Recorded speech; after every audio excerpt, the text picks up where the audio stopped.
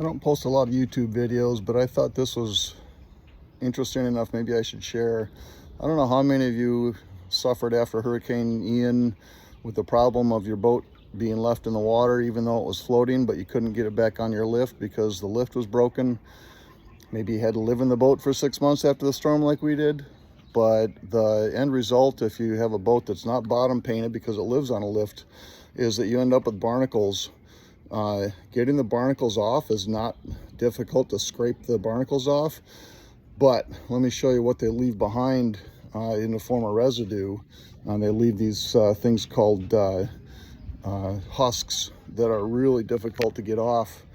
Let me just try to flip the camera around here. So this,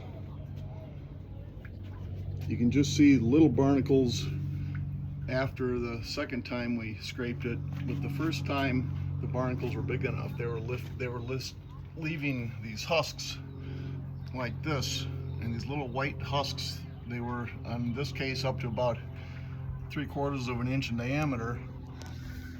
And the problem with those husks is they're like nature's super glue, and they don't come off easily. So even with the scraper gets the barnacle off, but not the husk behind it. So I did enough research to think it was worth trying the barnacle buster that you see online quite a bit.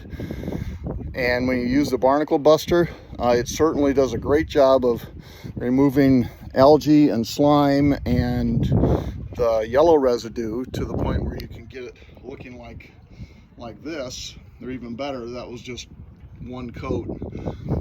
But the problem is, it's still, even after 3 applications and multiple high pressure washings, these husks still remain. Let me show you again.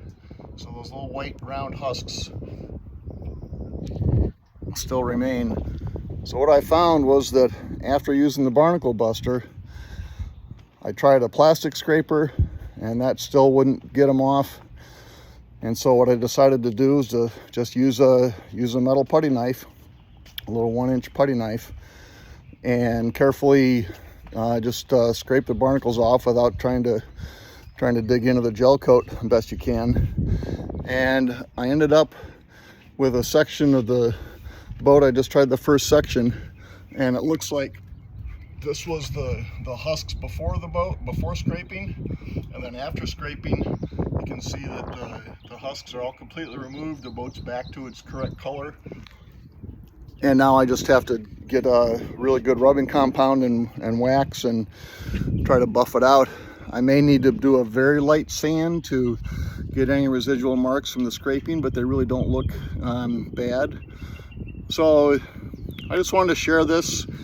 Hurricane Ian was tough on a lot of us, and if you struggle to find a marina that can dry dock your boat and use the supposedly best cure for this, which is muriatic acid, and you don't want to deal with the environmental and personal health issues that can go along with muriatic acid if you're not properly protected, get some barnacle buster and a high pressure washer and a scraper, and just be prepared to spend a lot of hours on your boat. But in the end, if your boat's as enjoyable and as valued to part of your family as mine is, it'll be worth it.